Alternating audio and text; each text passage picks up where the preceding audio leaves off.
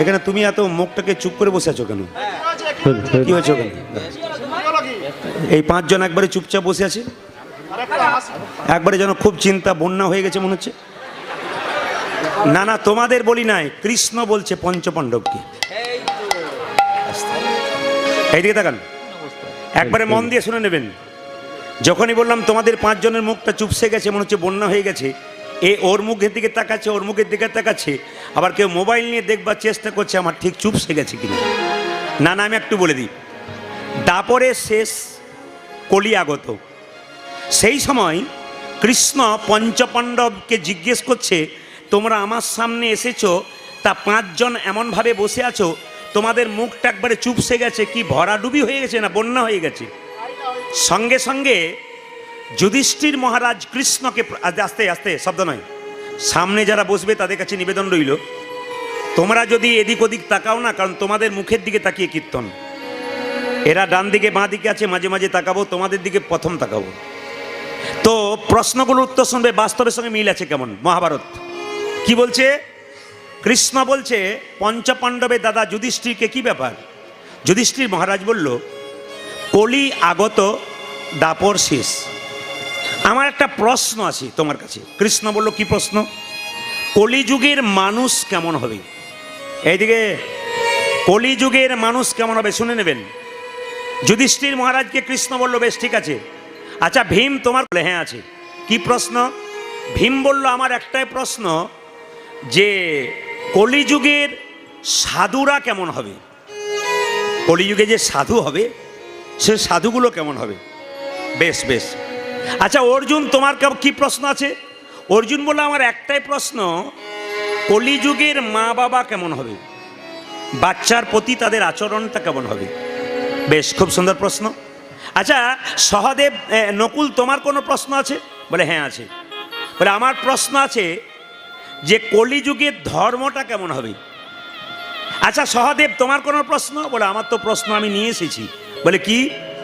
না, কি এমন পুণ্য করবে কলিযুগের মানুষ যার জন্যে সমস্ত পাপ থেকে মুক্তি পাবে, সেই পুণ্যের পথটা তোমাকে বলতে হবে।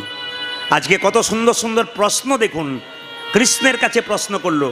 কৃষ্ণ বলল, আজ আমি উত্তর দিতে পারবো না, আমার সময়ের দাম আছে, আমার একটু কাজ আছে, আমি আগামীকাল সকালে উত্তর দেবো।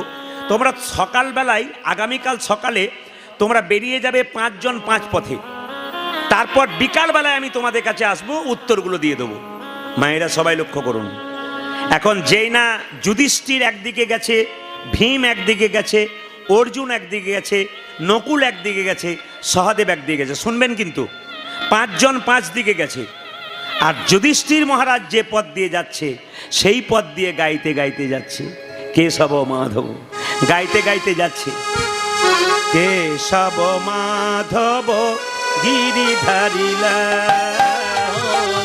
কেশব মাধব গিরিধারিলা, কেশব মাধব গিরিধারিলা, কেশব মাধব গিরিধারিলা, গিরিধারী লাল জয় জয় মদন গোপাল, গিরিধারী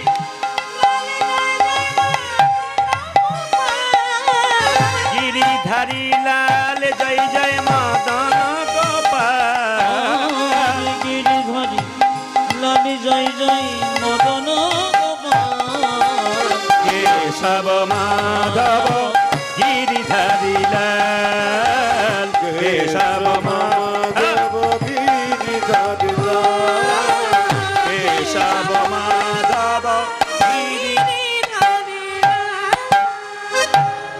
যুধিষ্ঠির মহারাজ যে পথ দিয়ে গেল, সেখানে গিয়েই চমকে গেল, এমন একটা জিনিস দেখলো। সবই কৃষ্ণের লীলা। কি দেখলো? একটা হাতি দেখলো, সেই হাতির আবার চারটে পা আছে, লেজ আছে, চোখ আছে, সব আছে, কিন্তু দুটো সুর আছে। আপনারা হাতি দেখেছেন, দুটো সুর দেখেছেন?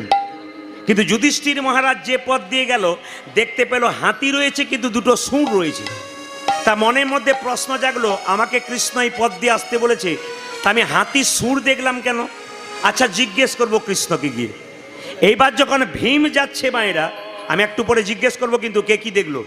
ভীম যখন যাচ্ছে তখন দেখতে পেল একটা নদীতে একটা পচা জন্তু মরে পচে গেছে, আর তার উপরে কয়েকটা পাখি সেই পচা জন্তুর মাংসগুলো খুঁটে খুঁটে খাচ্ছে, কিন্তু পাখিগুলোর গায়ে হরিনাম লেখা আছে। তা যে পাখির গায়ে হরিনাম লেখা সে নোংরা খাবার খাচ্ছে কেন? প্রশ্ন জেগে গেল ভীমের, কৃষ্ণকে প্রশ্ন করব এ আমি কি দেখলাম। সঙ্গে সঙ্গে অর্জুন যখন যাচ্ছে উনি আলাদা জিনিস দেখলেন।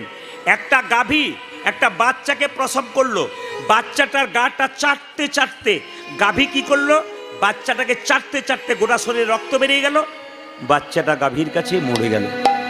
অর্জুনের প্রশ্ন ছিল কলিযুগের বাবা মা কেমন হবে? বাচ্চাটাকে চাটতে চাটতে চাটতে চাটতে বাচ্চার শরীর থেকে রক্ত বেরিয়ে গেল, বাচ্চা মরে গেল। বললো আমি জিজ্ঞেস করব কৃষ্ণকে। নকুল যখন যাচ্ছে তিনি দেখতে পেলেন কি না, 5টা গর্ত, তার মধ্যে 3টে গর্তে জল আর 2টো গর্ত ফাঁকা। কেন এটা দেখলাম কৃষ্ণকে জিজ্ঞেস করব। সহদেব আবার গিয়ে চমকে গেল, একটা বিরাট বড় পাহাড় থেকে বিরাট বড় পাথর গড়গড় গড়গড় করে নিচের দিকে পড়ে যাচ্ছে, একটা বাড়ি ভেঙে যাবে, গাছ ভেঙে যাবে, এত বড় পাথর। কিন্তু আশ্চর্যের ব্যাপার, একটা ঘাসের ডগাতে গিয়ে এত বড় পাথরটা আটকে গেল। তা নকুল সহদেবের মনে জেগে গেল, এত বড় পাথর সে কেন একটা ঘাসের ডগায় আটকে গেল। আমি জিজ্ঞেস করব কাকে? আমি জিজ্ঞেস করব কৃষ্ণকে। আচ্ছা আমি এবার আপনাদের জিজ্ঞেস করব, উত্তর দেবেন। যুধিষ্ঠির মহারাজ প্রথমে কি দেখেছিল? বাঘ ও হাতি আছে। হাতির কটা সুঁড় দেখেছিল? বেশ, এ হচ্ছে কীর্তনের আসল জিনিস কি, আপনাদের ভেতরে ঢুকিয়ে দিয়ে আপনাদেরকে জাগিয়ে দিয়ে যাওয়া। এই জন্য মন দিয়ে শুনবেন। যখন ভীম গেল তখন কি দেখলো? নদীতে কি ভাসছে? মরা জন্তু। সেখানে কয়েকটা পাখি বসে আছে, খুঁটে খুঁটে খাচ্ছে, তাদের গায়ে কি নাম লেখা আছে? হরে কৃষ্ণ নাম। আচ্ছা 3 নম্বর অর্জুন কি দেখলো? একটা গাভী বাচ্চা প্রসব করলো, বাচ্চাটা লাফাতে লাগলো না মরে গেল? জোরে বলুন। শরীরে কি বেরিয়ে গেল? রক্ত। বাহ। এবার 4 নম্বর প্রশ্ন কি ছিল? নকুল দেখতে পেল 5টা গর্ত। কটা গর্ত ফাঁকা? এ তো মনে হচ্ছে আমার না কীর্তন করলেও ভালো হতো, এত সুন্দর আপনারা বলছেন। না না, এটার দরকার আছে, কারণ আপনারা হয়তো জানেন না, অনেকেই জানেন আমি ইংলিশে MA করেছিলাম, BEd করেছিলাম। আমার সিদ্ধান্ত ছিল ছাত্র পড়ানো। তা অনেকে আমাকে বলে প্রদীপবাবু আসরে ছাত্র পড়াচ্ছেন, মানে কি ভেতরে ভেতরে ঢুকিয়ে দিয়ে যাচ্ছেন। যতক্ষণ শুনবেন শোনাটা যেন আপনার পাকা হয়। আপনি নিয়ে যাবেন ঘর, কীর্তন শুনবেন 3 ঘন্টা, বাড়িতে গিয়ে প্রশ্ন করবেন না কি পেলাম কি শিখলাম। এ কিন্তু আপনাকে, মেলা দেখতে গেলেন কিছুই দেখতে পেলেন না, তাহলে আপনার মেলাতে মজা লাগবে? কিংবা জিনিস দেখবেন তবে তো মজা হবে। তো সবাই লক্ষ্য করুন, সহদেব কি দেখলো? বিরাট বড় পাহাড় থেকে একটা এইটুকু পাথর গড়গড় করে পড়ছে। ও বড় পাথর। আচ্ছা আচ্ছা, কিসে লেগে গেল? একটা বড় গাছে ধাক্কা লেগে গেল। মা বা কিসে? একটা ঘাসের ডগায়। এইবার লক্ষ্য করুন, কৃষ্ণ বসে আছে, 5 জন গিয়ে মাথা নত করে বসে আছে। এবার উত্তরগুলো শুনে নিন, মজা পাবেন। কৃষ্ণ জিজ্ঞেস করছে, যুধিষ্ঠির তুমি কিছু বলছো? আজকে সকালবেলায় গিয়ে চমকে গেলাম। বলে কি চমকে গেলে? হাতি দেখলাম। বলে তাতে হয়েছে কি? এমন হাতি দেখলাম বাপের জন্মে দেখি নাই। বলে কেন? হাতির সব ঠিক আছে, 2টো সুঁড় আছে। সঙ্গে সঙ্গে কৃষ্ণ বলল, যুধিষ্ঠির ওই হাতিটাই হচ্ছে কলি, ও 2টো সুঁড়, তার মানে তোমাকে শিখিয়ে দিয়েছে কলিযুগের মানুষ কেমন হবে। তখন বললো কলিযুগের মানুষ কেমন হবে? হাতির যেমন 2টো সুঁড়, কলিযুগের মানুষের 2টো মুখ। দেখতে পান সব একটা মুখ, 2টো কি করে দেখতে পান? বাইরে একটা ভেতরে একটা। যেমন রামবাবুর সঙ্গে শ্যামবাবুর রাস্তায় দেখা হচ্ছে, রামবাবু কেমন আছেন? ভালো আছি। শ্যামবাবু আপনি কেমন আছেন? বলে ভালো আছি। শ্যামবাবু জিজ্ঞেস করছে রামবাবুকে কেমন আছেন, আর ভেতরে ভেতরে মনে মনে ভাবছেন তুমি যতক্ষণ নাম হচ্ছ ততক্ষণ তোমার পাশের জায়গাটা আমার হচ্ছে না। তার মানে কি? ভেতরে একরকম আর বাইরে আরেক রকম, 2টো করে মুখ। বুঝতে পেরেছেন? কলিযুগের মানুষ বাইরে একরকম বলবে আর ভেতরে যেমন কিছু মনে করবে না, স্ত্রীকে কাছে পেলে বলবে সবিতা তুমি আমার কবিতা, আহারে আর পেছন থেকে বলবে তুমি না মরলে আরেকজন লাইন দিয়ে সে আসবে বলে। তার মানে কি, ভেতরে একরকম আর বাইরে আরেক রকম। এটা কিন্তু একবারে স্বাস্থ্য সিদ্ধান্ত, কলিযুগের মানুষ এরকম হবে। আচ্ছা, জেনে নিলেন। 2 নম্বর হচ্ছে যে দেখতে পেল ভীম নদীতে কি একটা মরা জন্তু খুঁটে খুঁটে খাচ্ছে। কে জোরে বলুন? একটা পাখি, কয়েকটা পাখি, কৃষ্ণ নাম লেখা। কৃষ্ণ বলল কলিযুগের সাধু কেমন হবে? বলছে কলিযুগের সাধু গেরুয়া বস্ত্র থাকবে, তিলক থাকবে, শিখি থাকবে, নামাবলী থাকবে, তোমার দরজায় নিতাই গৌর হরিবোল বলে দাঁড়াবে, কিন্তু খোঁজ খবর নিয়ে দেখবে ও চুরি করেছে না ডাকাতি করেছে, 10-12টা মার্ডার করেছে, তারপর সাধু সেজে দাঁড়িয়ে আছে। কৃষ্ণ বলল সব সাধু নয়, বেশিরভাগ সাধু। তাহলে কৃষ্ণকে প্রশ্ন করলো ভীম, আচ্ছা সাধু বাবা বাড়িতে এলে প্রণাম করব না? আপনারাও তো বলবেন। তাহলে কৃষ্ণ যেহেতু বলেছে আগামী দিনে সাধু বাড়িতে এলে প্রণাম করব না, জেনে নিন যদি কোনো সাধু আপনার দরজায় আসে আপনি 3 বার প্রণাম করবেন। প্রশ্ন করবেন 3 বার কেন? সাধু বাবা যে গেরুয়া বস্ত্র পরেছে ওটা ত্যাগের প্রতীক, ওই ত্যাগের প্রতীক গেরুয়া বস্ত্রকে একবার প্রণাম দাও। দ্বিতীয় প্রণাম কাকে করবে? তোমার দরজায় হরি বলে ধ্বনি হয় নাই, সাধুটি চুরি করে হোক ডাকাতি করে হোক, ওই যে হরিনামের ধ্বনি দিয়েছে সাধু বাবাকে নয়, হরিবল ধ্বনিকে একটা প্রণাম দাও। বাহ। 3 নম্বর প্রণাম কেন দেবো? বলছে চুরি করে হোক ডাকাতি করে হোক, ওই যে এতদিন ধরে নিজের ঘর বাড়ি ত্যাগ করেছে, এই ত্যাগের জন্য তাকে একটা প্রণাম দাও। বাহ, সুন্দর উত্তর হয়ে গেল। এইবার মায়েরা লক্ষ্য করুন, ও অর্জুন কি দেখলো? অর্জুন দেখতে পেল একটা গাভী, তার বাছুর হলো, আর সঙ্গে সঙ্গে বাছুরটাকে চাটতে চাটতে চাটতে চাটতে শেষ করে দিল।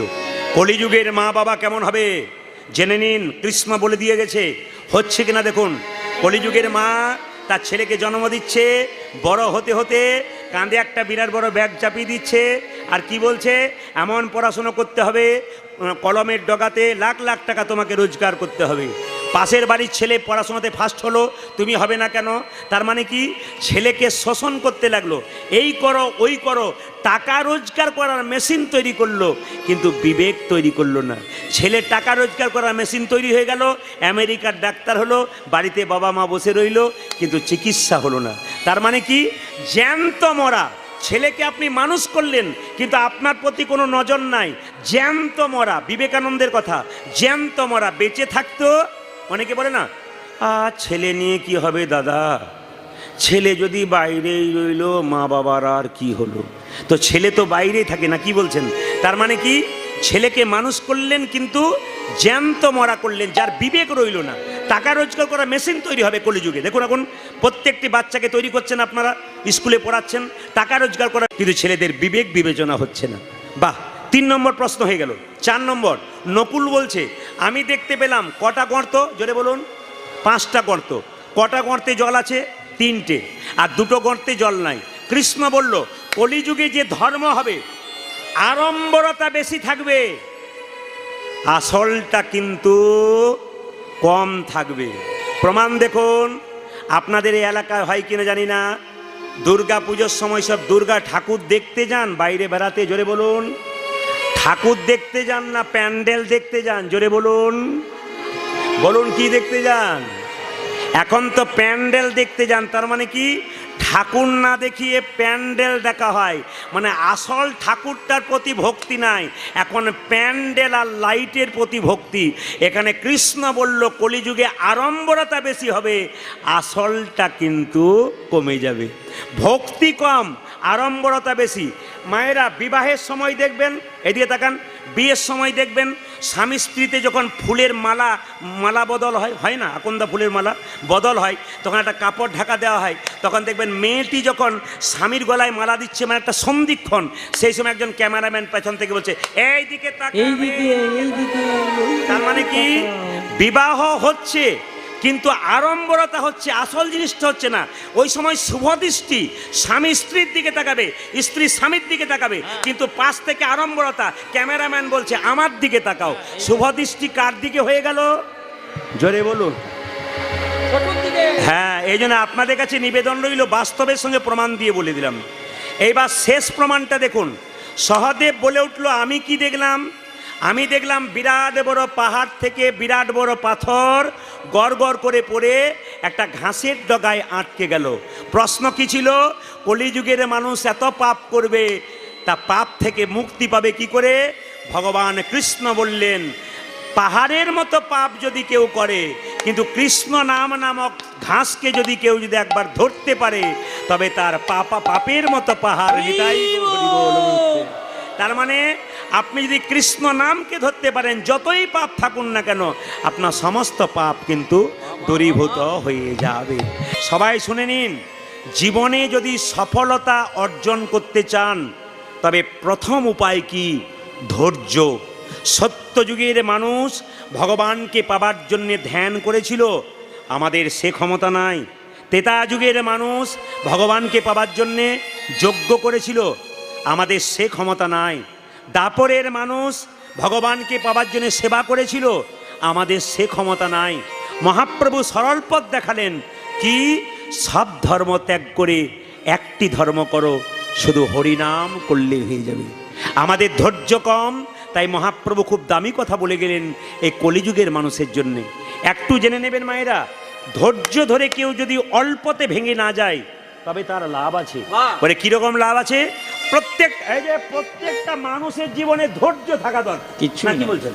প্রত্যেকটা মানুষের জীবনে ধৈর্য থাকা দরকার। প্রমাণ দিয়ে দেবো আমি। একটা ট্রাক দেখেছেন তো মায়েরা? ট্রাক দেখেছেন? দুটো চাকা হয়। ট্রাকে দুটো চাকা হয় না?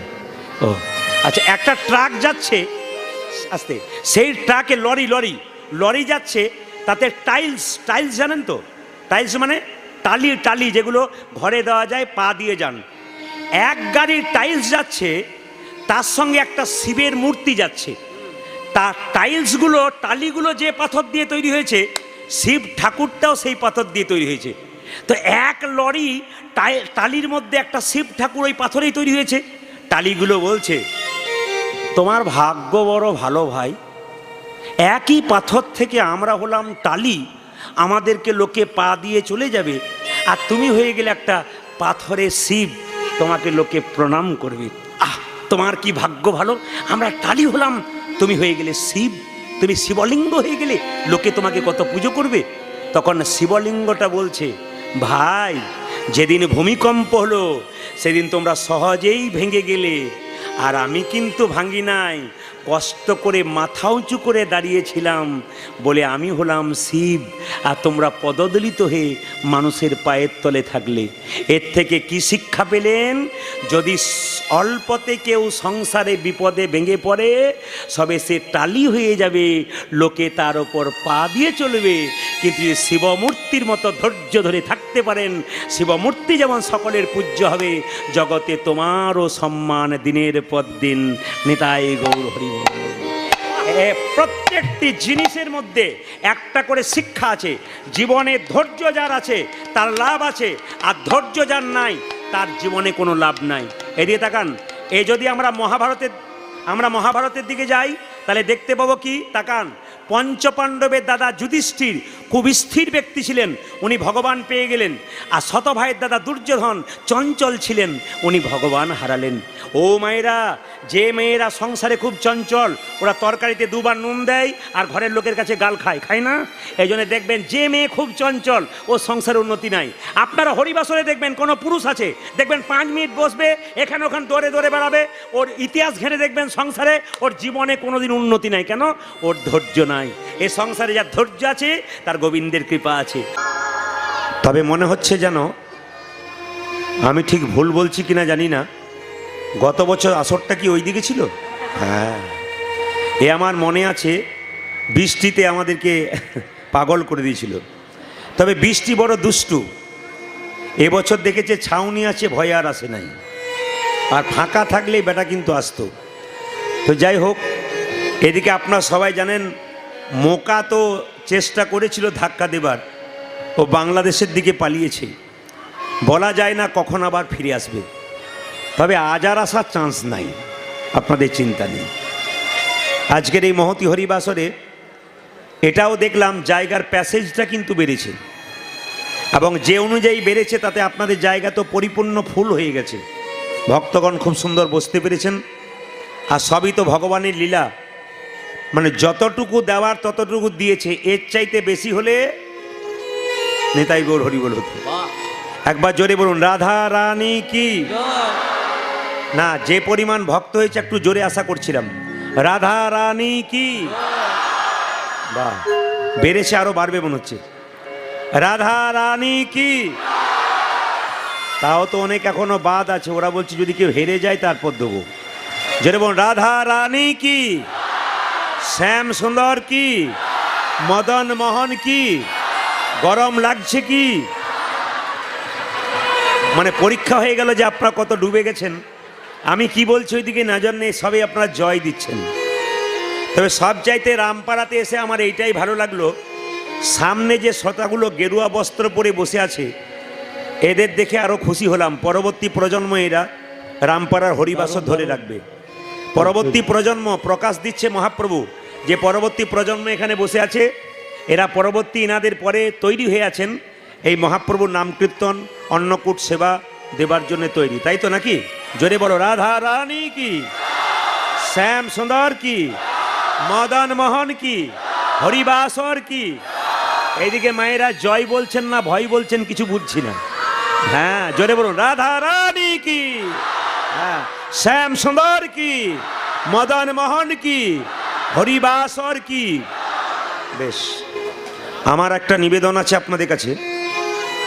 কীর্তন চলাকালীন যদি কেউ আসরে বসে কোনো গল্প করে, তবে উনি পাপ সঞ্চয় করে বাড়ি যাবেন।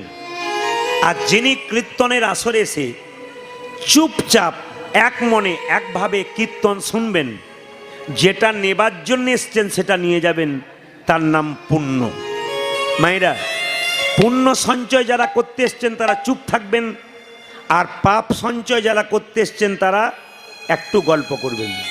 তবে জেনে নিন, দশরথ রাজা যখন চিন্তা ভাবনা করলো যে রামকে রাজা করতে হবে, আমার এবার বয়স হয়ে গেল, প্রচার করলেন আগামী সকালে রামের রাজ্যাভিষেক হবে। তখন একজন মা কিন্তু ফুলের মালা গাঁথছিল রামের গলায় পরাবে বলে। বলুন তো মায়েরা, সেই মেয়েটির নাম কি যে ফুলের মালা গাঁথছিল? ওর নাম কৈকেয়ী। রামের গলায় মালা পরাবে, কালকে রাম রাজা হবে, মা কৈকেয়ী ফুলের মালা গাঁথছে রামের গলায় পরাবে বলে। পেছন থেকে একটা মেয়ে এসে কানে বিষ মন্ত্র দিচ্ছে, হে কৈকেয়ী, রাম রাজা হবে তো তোর কি গেল? কৌশল্যা হবে রাজমাতা, তুই ভিখারিনী হবি। দরকার নাই, রাজা দশরথ যুদ্ধ থেকে ফিরেছিল, তখন তুই তার সেবা করেছিলি। দুটো বর পাওনা ছিল, এক বরে রামচন্দ্রের 14 বছরের বনবাস, এক বরে পুত্র ভরতের সিংহাসন লাভ। চেয়ে নিবি সকালবেলায়। বলুন তো মায়েরা, যে মেয়েটি কৈকেয়ীর কানে বিষ ঢালল, ওই মেয়েটির নাম কি? জোরে বলুন।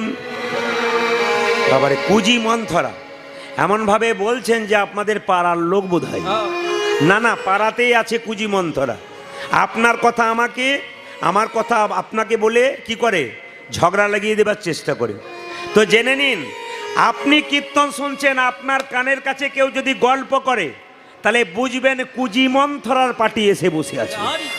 ওদের দিকে তাকাবেন না, তাহলে আপনারও ভগবান চরণ থেকে মন সরে চলে যাবে। তো জেনে নিন মায়েরা, ভগবান বললেন মন্দিরে কটা আপেল দিলে, কটা কলা দিলে, ওইটার দিকে আমি নজর দিই না। তুমি তোমার মনটাকে আমাকে দিলে কি না, আমি ওইটার দিকে নজর দিই। মন মানা ভাবা, তোমার দেওয়ার মতো কিছু না, একটা জিনিস আছে, তোমার সুন্দর মনটা আমাকে দাও। যদি দিতে পেরেছো, আমি তোমায় দেব। ওই জন্য আজকে হরিবাসরে আপনারা কীর্তন শুনতে এসেছেন, আপনাদের মনটাকে গোবিন্দের চরণে দিন। আমি ছোট ছোট তত্ত্বগুলো বলবো, মন দিয়ে শুনবেন। মহাপ্রভু নবদ্বীপের মাটিতে এলেন। আচ্ছা, আপনারা মহাপ্রভুর ছবি দেখেছেন? জোরে বলুন হা না না। আচ্ছা, ছবিতে হাতগুলো নিচের দিকে থাকতো না ওপর দিকে থাকতো? একবার দেখানো যাবে? যার হাত আছে তিনি দেখাবেন, যার নাই তার দেখানো দরকার নেই। বেশ, নামান। আচ্ছা, মহাপ্রভু হাতটা যে তুলে আছে, একজন ভক্ত জিজ্ঞেস করছে, ঠাকুর তুমি যে হাতটা তুলেই থাকো তোমার ব্যথা হয় না? বলে ব্যথা আবার হয় না? বলে তাহলে নামাও। বলে কি করে নামাবো? তোরা তুলছিস না তাই নামাচ্ছি না। একজন ভক্ত বলল, এই দেখো ঠাকুর তুলে দিলাম। তখন মহাপ্রভু বললেন, তুই তো তুললি, তোদের পেছনে যারা দাঁড়িয়ে আসছে তারা, আপনাদের বলি নাই কিন্তু, ওই যে তোদের পেছনে যারা আসছে তারা তুলবে না। পেছনে মানে আমি যদি হাত তুলে না থাকি, পরের জন্মে যারা জন্ম নেবে তারা হাত তুলবে না, তাই আমি জন্ম জন্মান্তর ধরে হাত তুলব। তাহলে মহাপ্রভু শুধুমাত্র যারা ইতিপূর্বে পৃথিবীতে এসেছিল তাদের জন্য হাত তুলেছে তা নয়, যারা আমরা এসেছি তাদের জন্য তুলেছে, যারা আগামীতে আসবে তাদের জন্য মহাপ্রভু হাত তুলে আছে। মায়েরা, হাত আমরা তুলি কখন? হাত তুলি, ও দাদা, টোটো দাদা, রামপাড়ায় কীর্তন হচ্ছে, একটু যাওয়া যাবে? হাত আমরা তুলি, ও টোটো দাদা এইদিকে, হাত তুলি। আর কখন হাত তুলি? যখন কেউ জলের মধ্যে ডুবে যায়, উঠতে পারে না, তখন হাত তোলে। কেন? যদি কেউ বাঁচাতে পারে। আর হাত তুলি কখন? যখন হাতের মধ্যে কোনো বোঝা নেই। বলুন তো, মহাপ্রভু কি অটো ধরেছিল? তখন তো ছিল না। মহাপ্রভু কি জলে ডুবে যাচ্ছিল মায়েরা? তাও তো সম্ভব নয়। তাহলে মহাপ্রভুর হাতে কি কোনো বোঝা ছিল? আপনারা তাও মাথা নোড়াচ্ছেন, ছিল না। কিন্তু পণ্ডিত বলছে মহাপ্রভুর হাতে বোঝা ছিল। আপনারা বলবেন দেখতে পায় না কেন? কি করে দেখবেন? যে চোখ দিয়ে ফেসবুক, হোয়াটসঅ্যাপ, সিরিয়াল দেখছেন, ওই চোখে ভগবানের ভাব বোঝা যায়? হাত যদি কেটে যায় খালি চোখে দেখা যায়, কিন্তু হাত কেটে যদি হাড় ফেটে যায় খালি চোখে দেখা যায় না। কি করতে হয়? ডাক্তারের কাছে গিয়ে এক্সরে করে তারপর জানতে হয় হাড় ফেটেছে। এখানে তত্ত্ব বলছে, গুরুরূপী ডাক্তারের কাছে গিয়ে কোনো ভক্ত যদি প্রেমরূপী নয়নের অনুমিলন করতে পারে, মহাপ্রভুর ভাব একমাত্র সেই বুঝতে পারে। তার মানে যার মধ্যে প্রেমের নয়ন অনুমিলন হয়েছে একমাত্র তিনিই মহাপ্রভুর ভাব বুঝতে পারেন। মায়েরা, মহাপ্রভুর হাতে বোঝা ছিল, দেখতে পাচ্ছেন না কেন? আজকে রামপাড়ায় কীর্তন হচ্ছে, মেয়ে বাবাকে ফোন করে বলছে, বাবা এসো কীর্তন হবে। মেয়ে বাবার, বাবা মেয়ের বাড়ি এলো, মেয়ে যা খেতে ভালোবাসে তাই আনলো। আর একটা জিনিস মেয়ের জন্য আনলো, যেটা মেয়েও দেখলো না, বাবাও দেখলো না, কিন্তু অনুভব করলো। কি বলুন তো? প্রেম আর ভালোবাসা। মহাপ্রভু তিনি হাতটা তুলে আছেন কেন? আমরা দেখতে পাচ্ছি না কেন? আমাদের জগৎ জীবের জন্যে প্রেম আর ভালোবাসা নিয়ে এলেন। কাকে সঙ্গে নিয়ে? নিতাই চাঁদকে সঙ্গে নিয়ে। ও তোরা প্রেম নিবি আই, তোরা প্রেম নিবি আই, বদন ভরে বল রে হরি বল। উলধ্বনি। তোরা প্রেম নিবি, তোরা প্রেম নিবি বদন ভরে বল রে হরি বল। তোরা প্রেম নিবি আই, বদন ভরে বল রে হরি বল। তোরা প্রেম নিবি যায়, বদন ভরে বল রে হরি বল। প্রেম নিবি আই, বদন ভরে বল রে হরি বল। তোরা প্রেম নিবি বদন ভরে বল রে হরি বল। এনেছিল ব্রজের বাজা,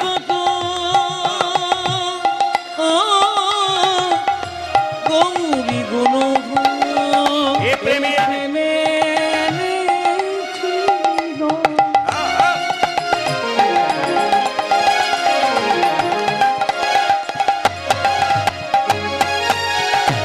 এই প্রেমে ছিল, আরে এই প্রেমে এই প্রেম গোলকে গোপনে এ ছিল।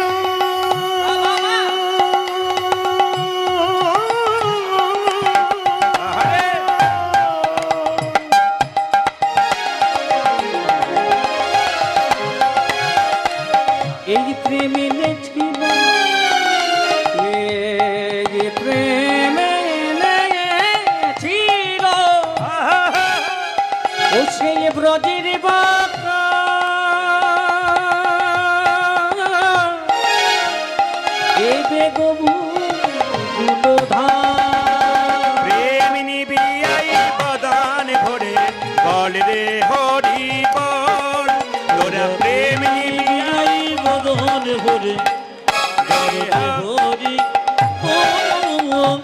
হরি বল বললে কি লাভ হয়?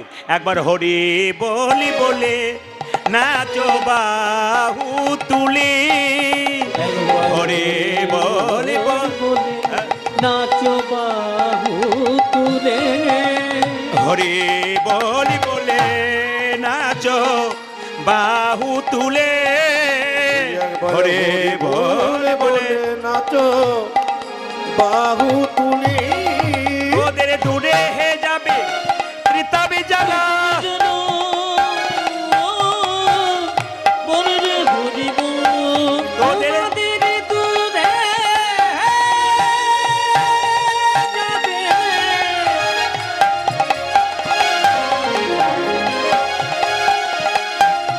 এই হরি নাম করিনি পারি,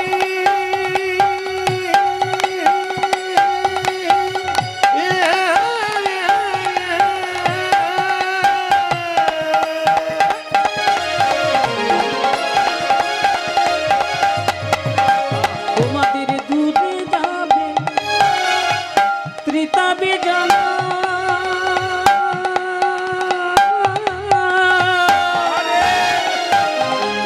বলরে হরি বল প্রেমিনী বিয়াই বদন ভরে বল রে হরি বল, প্রেমিনী বিয়াই বদন ভরে বল রে হরি। হরি বল।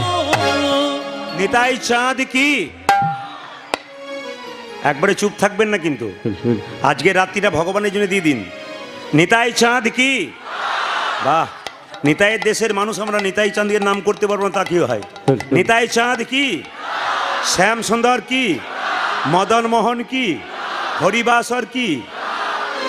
তাই ভগবান কৃষ্ণ এলেন আর গৌর হয়ে পদকর্তা বললেন, এসেছে বজ্রের মাকা, ওই দেখো কালো সখা, আয় আয় দেখবি আয় তোদের এই নদী আয়। এসেছে ব্রজমাতা কলসখা, দেখবি ওই ওদরে নদী ওই। এসেছে বজ্রের মাকা কালো সখা, দেখবি আয় তোদের এই নদী আয়। এসেছে ব্রজের বাঁকা কালো সখা, দেখবি আয় তোদের এই নদিয়া। রং ফিরেছে ঢং ফিরেছে তারে এখন চেনা দায়, রং ফিরেছে ঢং ফিরেছে তাদের এখন চেনা দায়। রং ফিরেছে ঢং ফিরেছে তারে এখন চেনা দায়। রং ফিরেছে ঢং ফিরেছে তাদের এখন চেনা দায়। শুধু গানটা গাইলে হবে না, এগুলো রিভারটা কম, প্রত্যেকটা পদকর্তার লেখা গান, কি সুন্দর লেখা গান দেখুন। বলছে রং ফিরেছে ঢং ফিরেছে, কৃষ্ণের গায়ের রং কেমন ছিল? কালো, এখন রংটা গৌর হলো কেমন হলো? কাঁচা সোনার মতো। রং ফিরেছে। কৃষ্ণ কেমন ছিল? এইরকম। গৌর কেমন হলো? এইরকম। রং ফিরেছে ঢং ফিরেছে তারে এখন চেনা দায়। রং ফিরেছে ঢং ফিরেছে তারে এখন চেনা দায়। রং ফিরেছে ঢং ফিরেছে তারে এখন চেনা দায়। রং ফিরেছে ঢং ফিরেছে তারে এখন চেনা দায়। তোদের এই নদী আয় এসেছে বজ্রের বাঁকা কালো সখা, দেখবি আয় তোদের এই নদী আয়। উলধ্বনি। এসেছে ব্রজের বাঁকা কালো সখা, দেখবি আয় তোদের এই নদী আয়। দেখো, কৃষ্ণ কালো ছিল, গৌর হলো কি? কাঁচা সোনার মতো। রংটা কোথায় গেল? এখন কালো বরণ নাই, এখন কালো বরণ এখন কালো বরণ নাই। গরি রে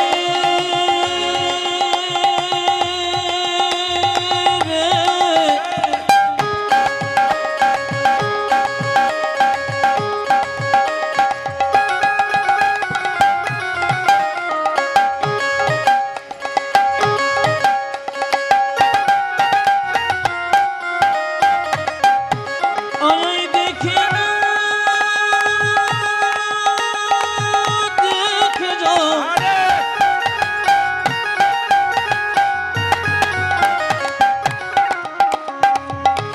নাগরী রে যে নাগরী।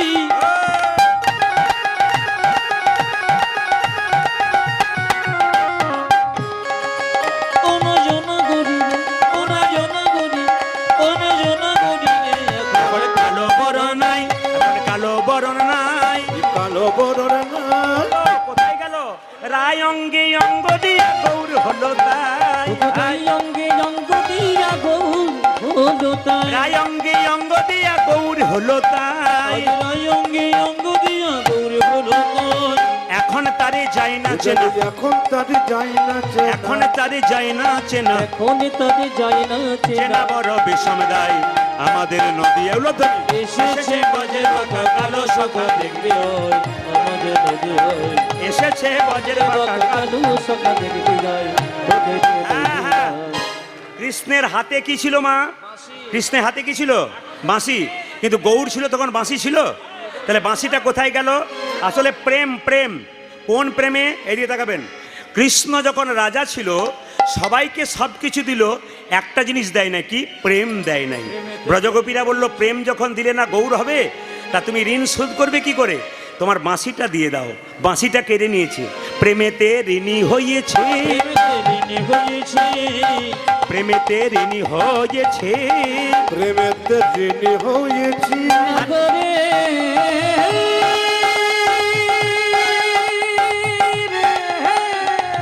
নিতাই গৌর হরি বল।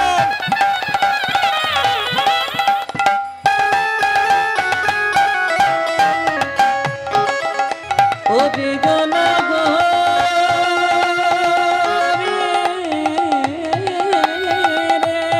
উলধ্বনি। হ্যাঁ।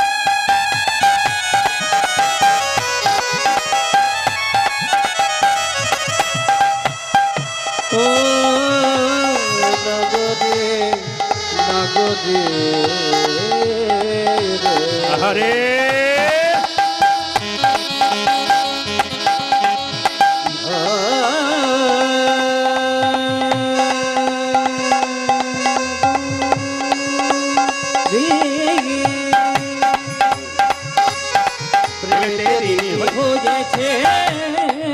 ও যে হাতের বাঁশি কেড়ে নিয়ে বিদায় দিয়েছে,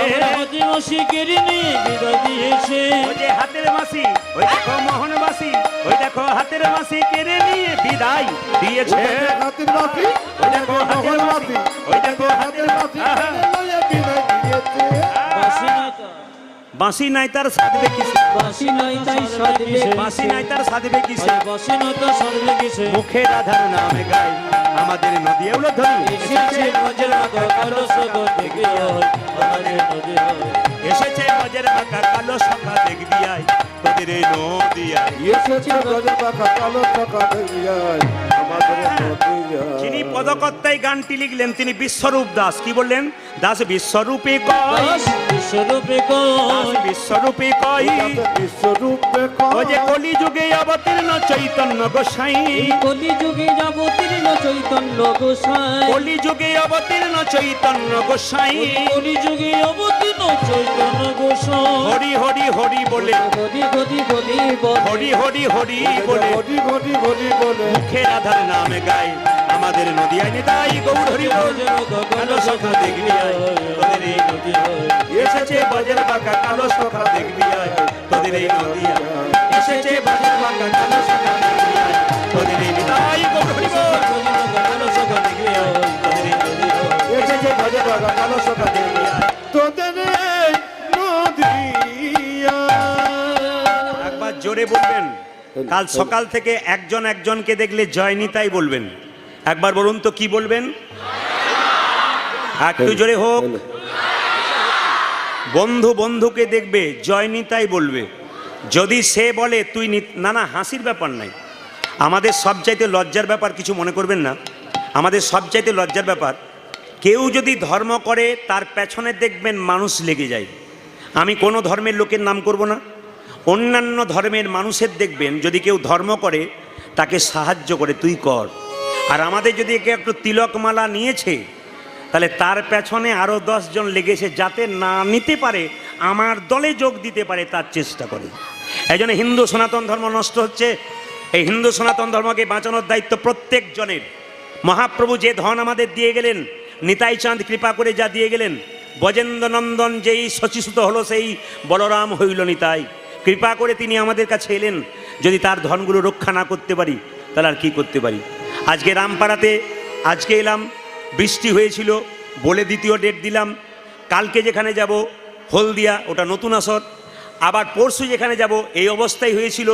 ওনার ব্যক্তিগত গান, উনি আবার বলেছেন বাবা 1 ঘন্টা হলো আর হলো না, আগামীতে একবার দিন। এই জন্য উনি এখন মোকার ভয়ে আমাকে বারবার ফোন করছে, দাদা মোকা আসবে না তো?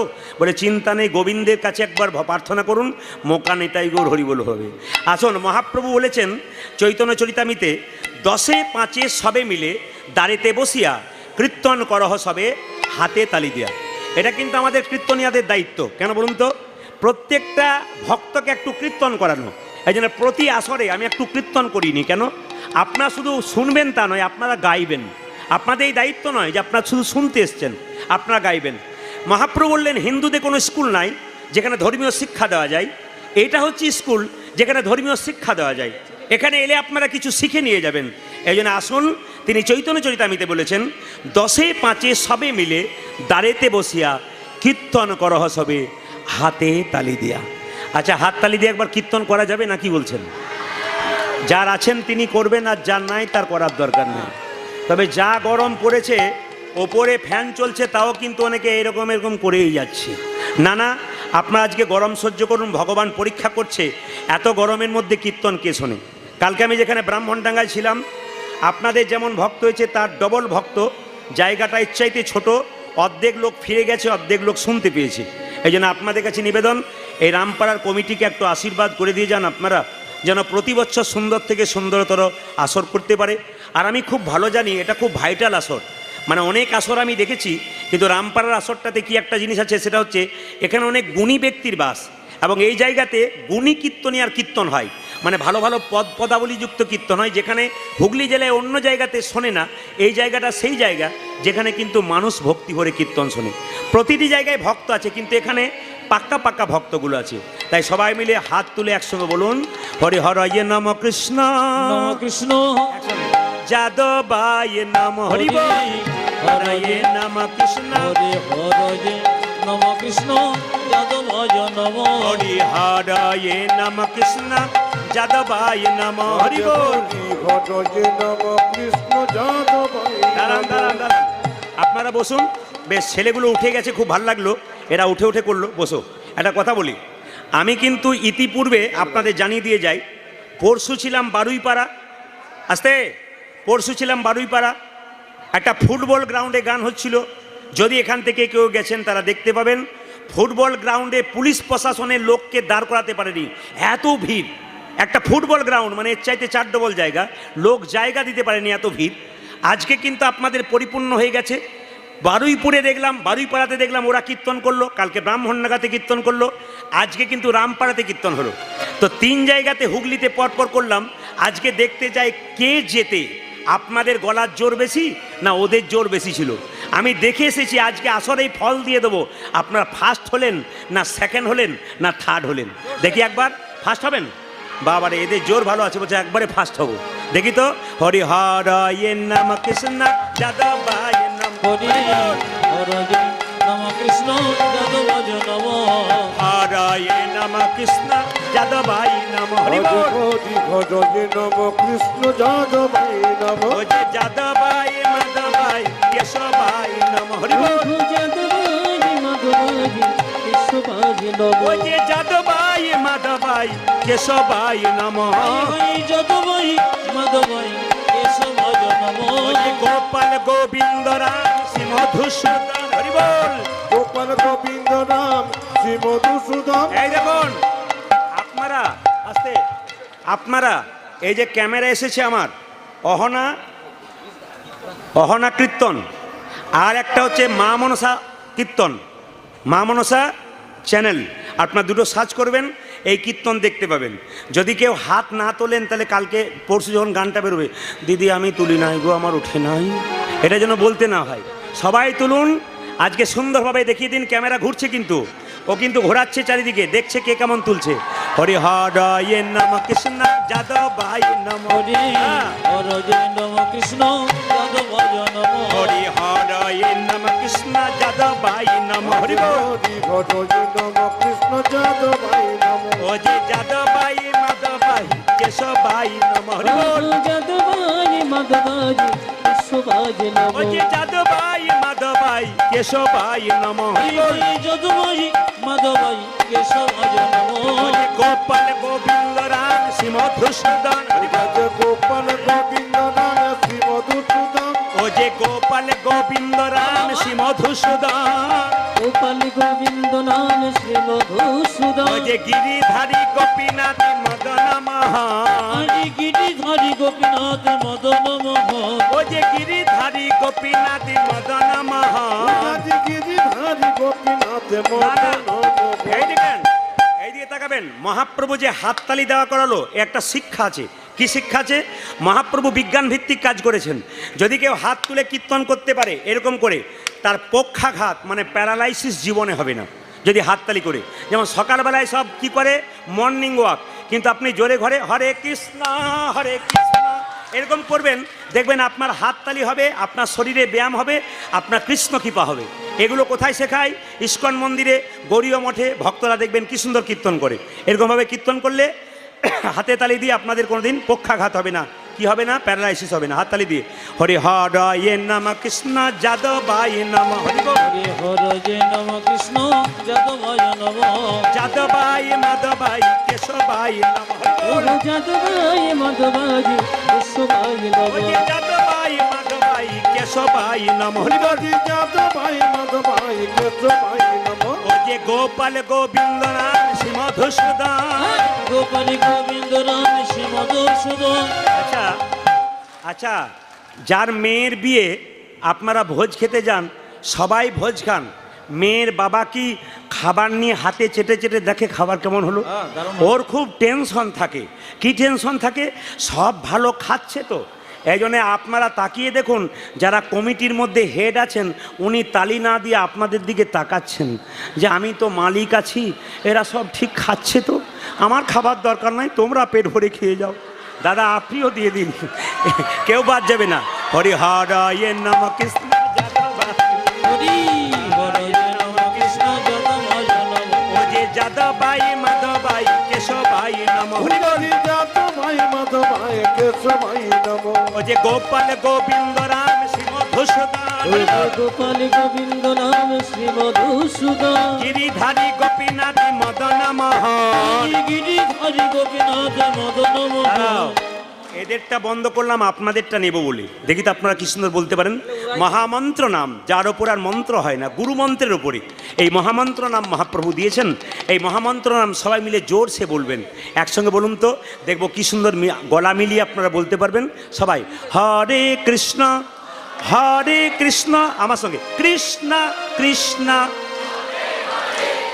হরে রাম, জোরে বাহ, এই তো দারুণ, জোরে দারুণ। হরে কৃষ্ণ, বাহ বাহ, বলে হরি। বলুন হরে রাম হরে রাম।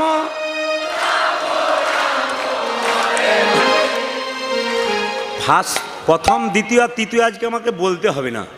কেন বলতে হবে না? আপনারা যত না বলছেন, এরাই তো সবাইকে হারিয়ে দিয়েছে, এই কয়েকজনই না। তোমরা একবার বন্ধ করো তো, এর একবার দিক যে কি কেমন জোর দিচ্ছে, তোমরা চুপচাপ থাকো। বলুন তো হরে কৃষ্ণ, জোরে হরে কৃষ্ণ, বা কৃষ্ণ কৃষ্ণ, বা হরে রাম, জোরে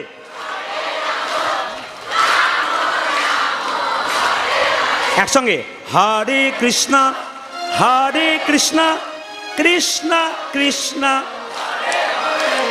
হরে রাম হরে রাম। এরা জোরে দিচ্ছে, কিন্তু এক জায়গায় মায়েরা দু চারজন থেমে যাচ্ছে। হরে রাম, রাম বলতে পারছে না কেন? স্বামীর নাম রাম, তাই বলতে পারছে না। কিন্তু কিছু মনে করবেন না, আজকালকার মেয়েরা অপরাধ নেবেন না, স্বামীর নাম করে ডাকছে। আপনাদের হুগলিতে নয়, আমাদের ওদিকে স্বামী বসে আছে, শ্বশুর মশাই বসে আছে, শাশুড়ি মা বসে আছে, আর তার সামনে বলছে এই তাপস। কি ডিজাইনের ডাক, যেমন ঠাকুমা নাতিকে ডাকছে। না, আমরা কোন জায়গায় পৌঁছাচ্ছি, কত লজ্জায় পৌঁছাচ্ছি। আমাদের মান সম্মান জ্ঞান নাই। শ্বশুর শাশুড়ি বসে আছে, আর তার সামনে মেয়েটি স্বামীর নাম ধরে রাখছে। যারা প্রকৃত নারী হয় তারা স্বামীর নাম ধরে রাখে না। বলুন জোরে হরে কৃষ্ণ, জোরে হরে কৃষ্ণ কৃষ্ণ কৃষ্ণ, বাহ হরে রাম, জোরে বাহ হরে কৃষ্ণ, শেষবার বাহ দারুণ, বাহ, বেশ। মুখের সামনে নয়, আপনারা কিন্তু ফার্স্ট হয়ে গেলেন। নেতাই গৌর হরি বল। এবার এর সঙ্গে দিন, এর সঙ্গে দিন, এর সঙ্গে দিন। তবে আসতে বাবারে, ওনাদের নাম করে দিয়েছেন বলে বচন হলো। ব্রাহ্মণডাঙ্গা কিংবা বারুইপাড়ার কোনো লোক থাকলে বলবেন, দাদা আপনি এদের হয়ে বললেন, আমাদের বললেন না। না, ওখানেও দিয়েছে খুব সুন্দর, তার মধ্যে আপনাদের একটু উচ্চ স্বরে হয়েছে, খুব ভালো। এর তালে তালে একবার করে দিন। হরে কৃষ্ণ কৃষ্ণ কৃষ্ণ হরে হরে, হরে রাম রাম রাম হরে হরে। যত হরে কৃষ্ণ কৃষ্ণ কৃষ্ণ হরে হরে, হরে রাম রাম রাম হরে হরে। হরে কৃষ্ণ কৃষ্ণ কৃষ্ণ হরে হরে, হরে রাম রাম রাম হরে হরে। হরে কৃষ্ণ কৃষ্ণ কৃষ্ণ হরে হরে, হরে রাম রাম রাম হরে হরে। হরে কৃষ্ণ কৃষ্ণ কৃষ্ণ হরে হরে, হরে রাম রাম রাম হরে হরে। হরে কৃষ্ণ কৃষ্ণ কৃষ্ণ হরে হরে, হরে রাম রাম রাম হরে হরে। নয়নানন্দেতে ভনে হরে সেই তো সকলি জানে, জনে সর্বসিদ্ধি করতলে। একবার জোরে সবাই বলুন, রাধা রানী কি, শ্যাম সুন্দর কি, মহাপ্রভু কি, নিতাই চাঁদ কি, আপন আপন গুরুদেব কি। একটা সুরে সবাই একসঙ্গে বলবেন, বৃন্দাবনে গেলে রাধে রাধে, जोर से बोलना पड़ेगा, राधे राधे, प्रेम से बोलिए। আপনারা কেউ লক্ষ্য করেছেন কিনা, যিনি প্রকৃত ভক্ত মালা ঝোলা গলায় নিয়ে আছে, তিনি কিন্তু এই সুর শুনতে ভালোবাসেন। কেন? প্রকৃত ভক্ত তো দেখবেন, কেউ তুলুক আর না তুলুক, উনি কিন্তু তুলে আছে, এবং তোলাটা এমনি নয়, খুব প্রেম সে তোলা, ভক্তির সঙ্গে তোলা। রাধে রাধে, একটু জোরে বলুন, রাধে রাধে। হ্যাঁ, আজকে আমাকে আপনাদের চরণে কোটি কোটি দণ্ডবাদ প্রণাম জানিয়ে রাত্রি করব না, এরপরে আবার রাস আছে, আপনার রাস গান শ্রবণ করবেন। আপনাদের কাছে নিবেদন রইল, যে যেখানে আছেন, একজন ব্যক্তি, আপনাদের এখানে গুণীজন আছেন, এখানে যারা কীর্তন করাচ্ছেন তারাও গুণীজন, তারা আমাকে লীলার কথা বলেছে। তবে তার আগে একজন ব্যক্তি আমাকে বলেছে, দাদা আজকে পালা কি করবেন? আমি বললাম, কিছু মনে করবেন না, আমি তো পালা জানি না। উনি বললেন, আপনি পালা জানেন না? বললাম না। তাহলে কি জানেন? বললাম, আমি লীলা জানি। যারা প্রকৃত ভক্ত তারা জিজ্ঞেস করে না কি পালা করবেন, তারা কি জিজ্ঞেস করে, কি লীলা করবেন, কি বিষয় করবেন। এবার মায়েরা মনে রাখবেন, পালা তো নাটকের হয়, যাত্রার হয়, কীর্তনের পালা হয় না। কোনো জায়গাতে পালা যদি কেউ লেখেন, ভুল করবেন। বিষয় কি, লীলা কি, এটা লিখতে হয়, নিয়ম। পালা নয়, অমুক জন অমুক পালা করছেন, এ কিন্তু সম্পূর্ণ ভুল। পালা নাটকের, যাত্রার। আর একটা পালা হয়, যেটা আপনারা সবাই জানেন, আমাদের জীবনে একটি আশার পালা আর একটি, জোরে বলুন, একটি আশার পালা। বেশ, এবার ঠান্ডা মাথায় উত্তর দিন, যারা কীর্তন শুনতে এসছেন তাদের কোন পালা শেষ হয়েছে, আষাঢ়টা না যাওয়ারটা? জোরে বলুন, জোরে বলুন, আষাঢ়টা। বাকি আছে কোনটা? জোরে বলুন। অনেকে ভয়ে বলছে না, যাবে না বলে। বাকি আছে কোনটা? জোরসে বলবেন, বাকি আছে কোনটা? এতই যদি বুঝছেন যে যাওয়ারটা বাকি আছে, তাহলে সাদা চুলে আবার গোদরেজ মাখছেন কেন? এত যদি বুঝছেন, দেখবেন আপনারা অতীব বাস্তব কথা, মৃতদেহ দরজা দিয়ে নিয়ে যাচ্ছে, বড় হরে বড় হরে। আপনিও প্রণাম করলেন, আমিও প্রণাম করলাম, আর মনে মনে কি ভাবলাম, ও বোধহয় গেল, আমি বোধহয় যাবো না। দেখে নেবেন একবার পাক্কা কথা, কেউ মারা গেলে প্রণাম করেন, কিন্তু কেউ ভাবেন যে ও গেল আমি যাব। কিন্তু যিনি মারা যায় তিনি মারা যায় না, শিক্ষা দিয়ে যায়। কি শিক্ষা দিয়ে যায়? আমি যেমন হেলতে দুলতে চললাম, তোমার আগে আমি সংসার করেছিলাম, আমি যেমন হেলতে দুলতে চললাম, তুমি যতই মায়াই থাকো, গাড়ি বাড়ি করো, আমার মতো হেলতে দুলতে তোমাকেও চলে যেতে হবে।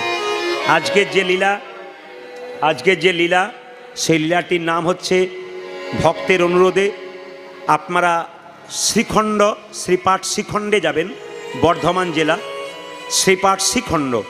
ওখানে দেখবেন আপনারা নরহরি, মুকুন্দ সরকার, রঘুনন্দন। আসলে মুকুন্দ সরকারের ছেলের নাম কি? রঘুনন্দন। আপনারা যদি কোনোদিন যান শ্রীপাঠ শ্রীখণ্ডে, ওখানে দেখতে পাবেন গোপীনাথের হাতে অর্ধেকটা পাথরের নাড়ু আছে। সবাই দেখতে পাবেন ভগবানের হাতে আসল নাড়ু, কিন্তু ওখানে দেখতে পাবেন অর্ধেকটা পাথরের নাড়ু। আজকে যিনি ভক্ত আছেন বা ভক্তরা আছেন তারা আমাকে অনুরোধ করেছেন এই লীলাটি করার জন্যে। তার আগে আপনাদেরকে বলে দিই, কীর্তনের শেষে আপনারা এই প্রসাদ, মন দিয়ে শুনবেন, প্রসাদ আপনারা যত্ন করে নিয়ে যাবেন।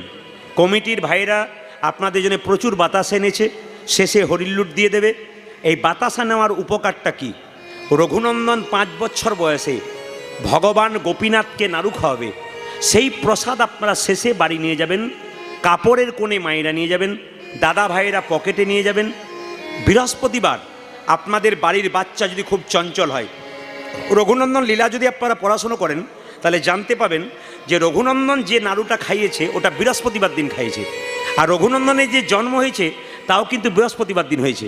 এই জন্য মায়েরা, আপনার বাড়ির বাচ্চা যদি খুব চঞ্চল হয়, পড়াশুনোতে মতি থাকে না, খুব অস্থির হয়, বলে না আমার বাচ্চা খুব চঞ্চল, পড়ে না, শুধু খেলে বেড়ায়, এখানে রঘুনন্দন লীলা পড়লে বুঝতে পারবেন। এই প্রসাদটা মায়েরা ভক্তি ভরে কাপড়ে কোণে নিয়ে যাবেন। বৃহস্পতিবার আপনাদের বাড়ির বাচ্চা যে খুব চঞ্চল, তাকে সকালবেলায় স্নান করাবেন, তুলসী মন্দিরে বসাবেন, স্নান করিয়ে ভালো কাপড় পরিয়ে বসাবেন। আর মা কি করবে? শুদ্ধ কাপড় পরে একটা তুলসী পত্র নিয়ে, গোটা দিতে হবে না, এইটুকু বাতাসা আর তুলসী পত্র নিয়ে ছেলের কপালে 3 বার ঠেকাবেন, জয় গোপীনাথ, জয় গোপীনাথ, জয় গোপীনাথ নিয়ে মুখে দেবেন। যদি প্রতি বৃহস্পতিবার 1 বছর দিতে পারেন, প্রতি বৃহস্পতিবার, আপনি 1 বছর পর দেখবেন আপনার বাচ্চাকে আর 4 ঘন্টা পড়তে হবে না, 2 ঘন্টাতে হবে। আপনার বাচ্চা চঞ্চল থাকবে না, আপনার বাচ্চা স্থির হয়ে যাবে। আর একটা কাজ করাবেন, যে ছেলেকে বাতাসা খাওয়াবেন সেই ছেলেকে এই নির্দেশ দেবেন যে প্রতিদিন আপনার দায়িত্ব থাকবে, আপনি 1 ঘটি করে জল তুলসী মন্দিরে দেবেন, বাচ্চা যেন আপনার পেছন পেছন 1 ঘটি করে জল তুলসী মন্দিরে দেয়। দেখুন বাচ্চা কৃষ্ণ ভক্ত হয় কিনা। 1 নম্বর উপকার। 2 নম্বর উপকার জেনে নিন। 2 নম্বর উপকার কি? বাড়িতে অশান্তি আছে অনেকেরই, শান্তি কম আছে। আপনারা এক কাজ করুন, তুলসী গাছের নিচে এই বাতাসাটা গুঁড়ি করে ভেঙে দিন, ভেঙে দিয়ে আপনি প্রতিদিন তুলসী গাছে জল দিন, পরিক্রমা করুন, বাড়ির সবাই দেখবেন শান্তি আপনাদের ফিরে আসবে। রঘুনন্দন লীলা পড়ুন, আপনারা জানতে পারবেন। তৃতীয়, একটা বাড়িতে একজন অসুস্থ ব্যক্তি অনেক দিন ধরে কষ্ট পাচ্ছে, রোগ ভালো হচ্ছে না, আপনি এই প্রসাদ জয় গোপীনাথ বলে তার মুখে দেবেন, দেখবেন অনেকটা কষ্ট দূর হয়ে যাবে। এখন প্রশ্ন হবে, আপনারা বলতে পারেন প্রদীপবাবু একটি মাত্র বাতাসা সারা বছর হবে কি করে? আমি আপনাদের বুদ্ধি দিয়ে দিই কীভাবে হবে। আপনি বাড়িতে হরিলুট দিয়ে দেবেন। কী বার? বৃহস্পতিবার। 1 কেজি বাতাসা হরিলুট দেবেন। এই বাতাসাটা নিয়ে গিয়ে ওই হরিলুটের বাতাসার সঙ্গে মিশিয়ে দেবেন, ভালো করে শুনবেন, মিশিয়ে দেবেন, নিয়ে প্রতি বৃহস্পতিবার বাচ্চাকে খাওয়াবেন। যদি কেউ না পান তাহলে হরিলুটের বাতাসা যদি দেন, ওটাই কিন্তু কাজে লেগে যাবে। তবে আশা করি আজকে সবাই পাবেন, আপনাদের জন্য প্রচুর বাতাসার ব্যবস্থা করেছে, আপনারা সবাই প্রসাদ পেয়ে বাড়ি যাবেন। হাতে করে নেবেন, পকেটে নেবেন, দাদা ভাইয়েরা কাপড়ে করে নেবেন, মঙ্গল আছে কিন্তু। এই রঘুনন্দন লীলাটি শুরু করবার আগে বলবো, শ্রীখণ্ডের 2 ভাই, বড় ভাইয়ের নাম মুকুন্দ সরকার আর ছোট ভাইয়ের নাম নরহরি সরকার। আমি জিজ্ঞেস করব কিন্তু, বড় ভাইয়ের নাম কি বললাম মা? মুকুন্দ সরকার। আর ছোট ভাইয়ের নাম কি? নরহরি সরকার। এই দুজনে কি করত? মুকুন্দ সরকার কবিরাজি চিকিৎসা করত, আর নরহরি সরকার তার সঙ্গে সাহায্য করতো, যাকে কম্পাউন্ডার বলে। তো 2 ভাই মিলে চিকিৎসা করতো, খুব একটা নাম ডাক ছিল না। একদিন ছোট ভাই বলল, দাদা, বলে কি, একবার শিবাসঙ্গনে মহাপ্রভুকে দেখতে গেলে হয় না? তখন বড় ভাই বলছে, ভাই তুই তো যাবো বলছিস, কিন্তু এতটা পথ যাবি কি করে? এখন তো 10 মিনিটের পথ হাঁটতে গেলে আপনাদের অটো ধরতে হয়, সাইকেল মোটরসাইকেলে যান, আর তখন কিলোমিটারের পর কিলোমিটার রাস্তা ভক্তরা হাঁটতে হাঁটতে চলে গেছে। তো মুকুন্দ সরকার বলছে, কিভাবে যাবি? ছোট ভাই বলছে, দাদা সাধুগুরু বৈষ্ণবের মুখে শুনেছি, যদি অনেক রাস্তা কেউ যায় আর করতালি দিয়ে কীর্তন করতে করতে চলে যায়, তবে তার রাস্তা খাটো হয়ে যায়। ছোট ভাইয়ের কথায় মুকুন্দ সরকার বড় ভাই কি করলো মা? আগে আগে যাচ্ছে শ্রীবাস অঙ্গনে মহাপ্রভুকে দেখবার জন্যে, আশীর্বাদ পাবার জন্যে, আর তার পেছন পেছন ছোট ভাই যাচ্ছে। কিভাবে যাচ্ছে? আপনারা সবাই চলুন, গাইতে গাইতে যাচ্ছে।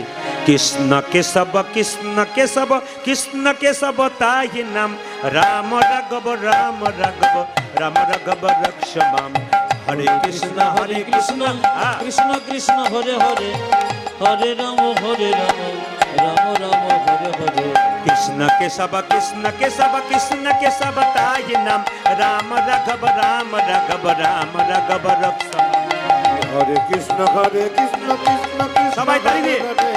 হরে রাম রাম রাম হরে রাম। আচ্ছা আপনারা বলুন, বড় ভাইয়ের নাম কি সরকার বললাম? মুকুন্দ সরকার। ছোট ভাইয়ের নাম কি বললাম? নরহরি সরকার।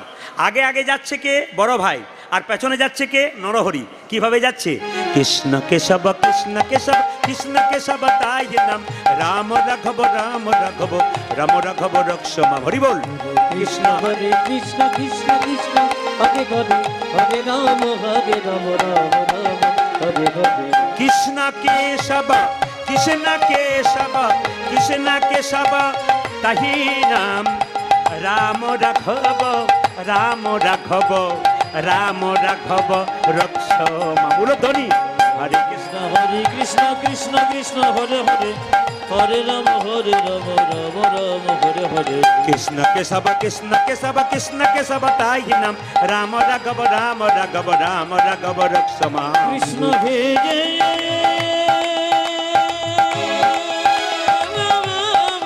নিতাই গৌর হরি বল।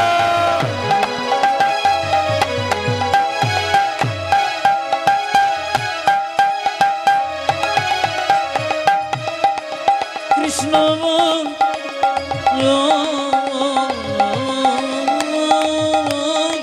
সবাই তালি দিয়ে যাবেন, সবাই মিলে।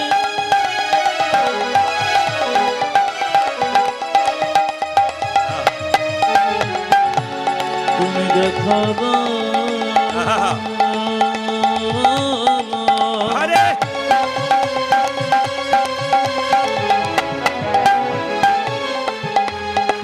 কৃষ্ণ কৃষ্ণ হে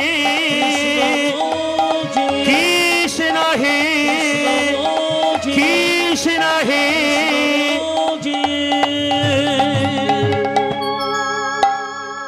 একবার জোরে বলুন, রাধা রানী কি। উলধ্বনি দিন।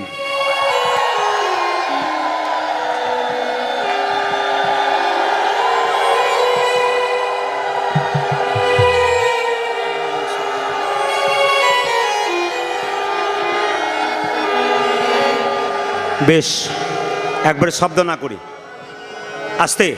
আমি প্রশ্ন করব, উত্তর দেবেন। মুকুন্দ সরকার নরহরি সরকার শ্রীখণ্ড থেকে কোথায় গেল মা? জোরে বলুন। নবদ্বীপে শ্রীবাসঙ্গনে মহাপ্রভুর কৃপা পাবার জন্য গিয়ে কেমন দাঁড়িয়েছে আমার দিকে তাকাবেন। ভক্তের ভাব লক্ষ্য করবেন, যারা প্রকৃত ভক্ত হয় দেখলেই বুঝতে পারবেন। ত্রেনা দপি শুনি চেন, ভক্তের ভাবটা কেমন? এইরকম। দু ভাই মিলে দাঁড়িয়েছে কোথায়? মুকুন্দ সরকার নরহরি সরকার শ্রীবাসঙ্গনের দরজায় দাঁড়িয়ে আছে। আচ্ছা বলুন তো, যে গাছে ফল ধরে সে গাছের ডালটা ওপর দিকে যায় না নিচের দিকে যায়? জোরে বল। হয়তো একজন বলছে ওপর দিকে যায়। কোন দিকে যায়? নিচের দিকে যায়। যারা ভক্ত হয় তাদের ভাবটি এরকম হয় না এরকম হয়? কোনটা হয়? এক নম্বরটা না দু নম্বরটা? যারা ভক্ত হয় তাদের ভাবটি এরকম হয়। এখানে তত্ত্ব কি বলল? যদি হও নিচু তবে পাবে কিছু। এই দিকে তাকাবেন। যদি হও নিচু তবে পাবে কিছু। একটা সোনার কলসি যতই দামি হোক না কেন, একজনের কাছে মাথা নিচু করতে হয়। জোরে বলুন তো, কার কাছে? বলবে না? হ্যাঁ, একটা গ্লাসের কাছে। আপনি যত টাকার মালিক হন না কেন, যদি আপনি বৈষ্ণবের চরণে মাথা নিচু না করতে পারেন, আপনার জীবনে কোনো দাম থাকবে। এই জন্যে খুব দামি দামি কথাগুলো শুনে নেবেন। যদি হও নিচু তবে পাবে কিছু। বাবা, একটা সুন্দর উদাহরণ দিয়ে দিই আপনাদের। কুরুক্ষেত্রের যুদ্ধ কতদিন হয়েছিল? জোরে বলুন। কতদিন? 18 দিন। কিন্তু শাস্ত্র বলছে কুরুক্ষেত্রের যুদ্ধ হয়েছিল কতদিন? 17.5 দিন। ওটাকে ধরা হয় কত? 18 দিন। যেমন দেখবেন,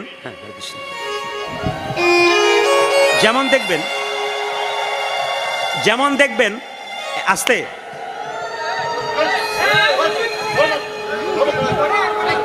লুঙ্গি পরে উঠবেন না বাবা, হ্যাঁ আপনি দূর থেকে দিয়ে দিন, আসলে লুঙ্গি পরে উঠতে নেই। হ্যাঁ বেশ ঠিক আছে, ঠিক আছে, উনি বুঝতে পারেননি, অসুবিধা নেই, ভক্তি ভরে এলে অসুবিধা নেই, আসুন।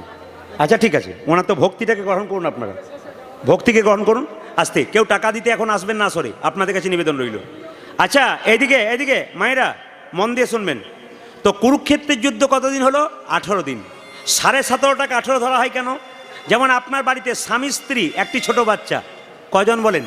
আমার 2.5 জনের সংসার, কিন্তু সত্যি কি 2.5 জন না, ওটাকে 3 জন ধরা হয়, ওই জন্য 17.5 টাকা কী দেওয়া হয়? 18 ধরা হয়। বলুন কুরুক্ষেত্রের যুদ্ধে কে জিতেছিল, পঞ্চপাণ্ডব না 100 ভাই? জোরে বলুন, কে জিতেছিল? পঞ্চপাণ্ডব। কেন? যে পক্ষে কৃষ্ণ রয় সে পক্ষ কি কখনো পরাজিত হয়? যার জীবনে কৃষ্ণ থাকে তার জীবনে হার নাই, আর যার জীবনে কৃষ্ণ নাই তার জীবনে কোনো দিনই জয় নাই। ওই জন্য জেনে নিন, জীবনে কৃষ্ণকে রাখুন, আপনার জীবন সুন্দর হবে। একটা একটা করে শুনবেন মন দিয়ে। তো কুরুক্ষেত্রের যুদ্ধ যখন, আস্তে ধীরে, কুরুক্ষেত্রের যুদ্ধ যখন শেষ হয়ে গেল তখন প্রশ্ন করছে নারদ মুনি কৃষ্ণকে, তুমি পঞ্চপাণ্ডবের পক্ষে যোগ দিলে, 100 ভাইয়ের পক্ষে যোগ দিলে না কেন? সামনে পেছনে কেউ যাওয়া আসা করবেন না, কীর্তনের আসরের সামনে সামনে পেছনে যাওয়া আসা করলে সবার নজর যায়, এই জন্য একবারে স্টপ থাকবেন, যে যেখানে বসবেন। লক্ষ্য করুন, নারদ প্রশ্ন করছে কৃষ্ণকে, প্রভু তুমি পঞ্চপাণ্ডবের পক্ষে যোগ দিলে, 100 ভাইয়ের পক্ষে যোগ দিলে না কেন?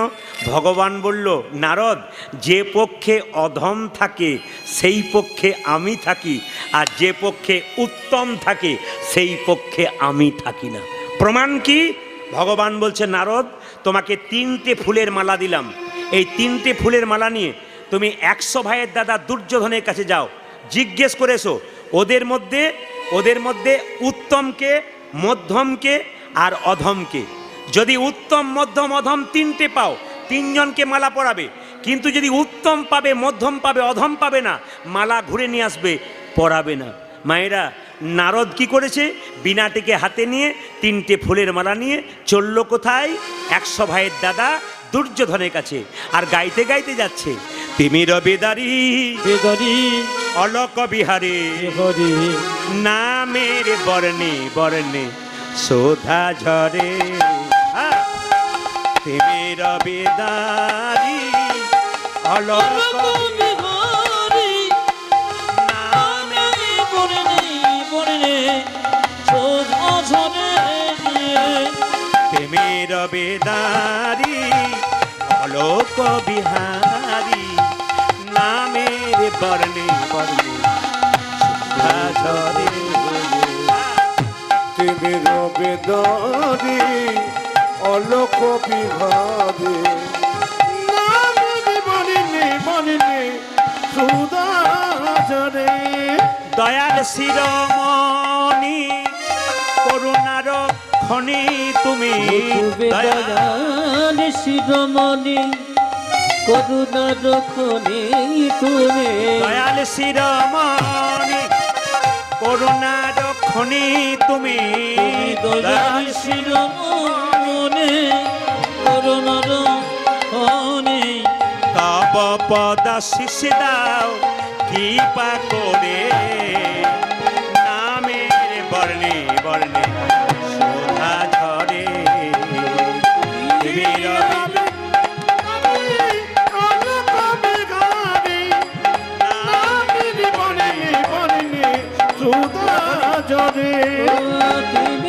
বিহারি অলোক বিহারি নামের বর্ণে বর্ণে শোধা ঝরে।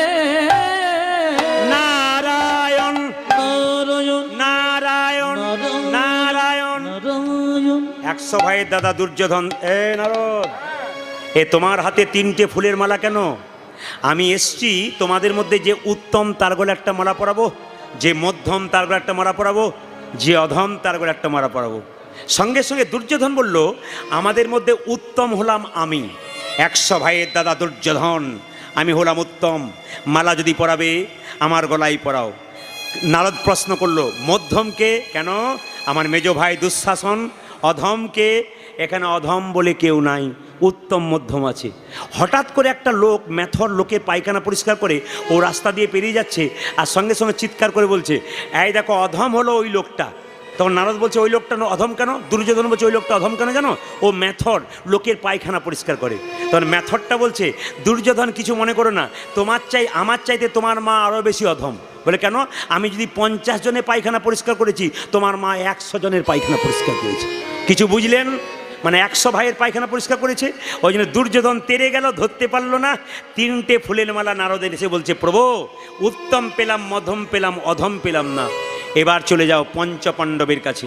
যখন পঞ্চপাণ্ডবের ভাই অর্জুনের কাছে 3টে ফুলের মালা নিয়ে গেল, সঙ্গে সঙ্গে জিজ্ঞেস করছে নারদ মুনিকে, অর্জুন, নারদ তুমি এলে কেন? বলে 3টে ফুলের মালা নিলাম, তোমাদের মধ্যে উত্তমকে তার গলায় পরাবো, মধ্যমকে তার গলায় পরাবো, অধমকে তার গলায় পরাবো। সঙ্গে সঙ্গে অর্জুন বলে উঠল, হে নারদ, উত্তম যদি হয়, পৃথিবীতে একজন পুরুষোত্তম ভগবান কৃষ্ণ, তার গলায় মালাটা পরাও, দেওয়ালও টাঙানো আছে, উনি হলেন উত্তম। মধ্যমকে ভক্ত আর ভগবানের মধ্যে মিলন যে ঘটায়, ওগো নারদ তুমিই তো মধ্যম, মধ্যমের মালাটা তুমি পরো। অধমকে অর্জুন কেঁদে কেঁদে বলছে, যুগ যুগ ধরে অপেক্ষা করে আছি গোবিন্দের চরণে পাবার জন্যে, অধমের মালা যদি পরাতে হয় আমার গলায় পরিয়ে দাও। ওই জন্যে বাবা, এই জগতে যে অধম হতে পারবে সে ভগবান পেয়ে পাবে। আজকে কীর্তন শুনতে শুনতে কারো ভেতরে যদি এক বিন্দু অহংকার জন্মে যায়, ভগবান তাকে বলে তোমার কাছ থেকে আই গো, মানে আমি চললাম, তোমার কাছে আর থাকবো না। এই জন্য যতক্ষণ কীর্তনে আসে থাকবেন, প্রেম দিয়ে শ্রবণ করবেন, আপনার কৃপা হবে। মুকুন্দ নরহরি যখন দাঁড়িয়ে আছে, মুকুন্দ নরহরি বলছে, নরহরি বলছে, দাদা মহাপ্রভুকে দেখতে পেলাম না, আশীর্বাদ পেলাম না। ভক্ত যদি কাই মনে কোনো বাঞ্ছা করে, ভগবানের সাধ্য নাই সেই বাঞ্ছা নাই পড়ে। মহাপ্রভু বলল, শিবাস চলো, 2 ভাই আমাদের দেখা করতে এসছে, 2জনকে দেখা দিতে হবে, আশীর্বাদ দেবো। 2জন চুপচাপ দাঁড়িয়ে আছে, আর মহাপ্রভু শিবাসকে নিয়ে সুরধ্বনি তীর দিয়ে গান গাইতে গাইতে যাচ্ছে, আর 2জনে মিলে দর্শন করছে মহাপ্রভুকে। সুরধ্বনি তীরে তীর মহাবিলাসায়, সমবয় বালক সঙ্গে সুরধ্বনি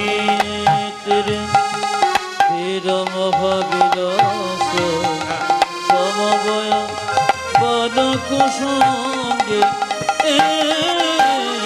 সুরধ্বনি তীরে তীর মহাবিলাসায়, সমবয় বালক সঙ্গে সুরধ্বনির তীরে তীর মহাবিলাসায়, সমবয় বালক সঙ্গে। করে কর তালি নিত হরি হরি, করে কর তালি নিত হরি ধ্বনি।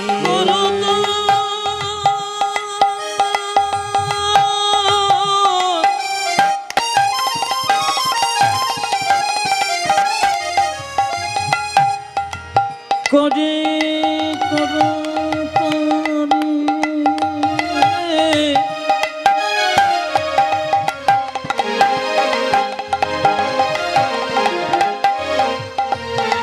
করে করত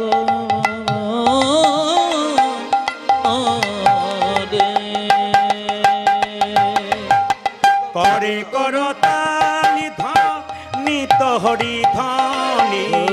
করে কর তারি ধ্বনি তো হরি ধ্বনি। মায়েরা, যার যেমন ভাব তার তেমন লাভ। ছোট ভাই বলছে, দাদা আমি কি দেখছি?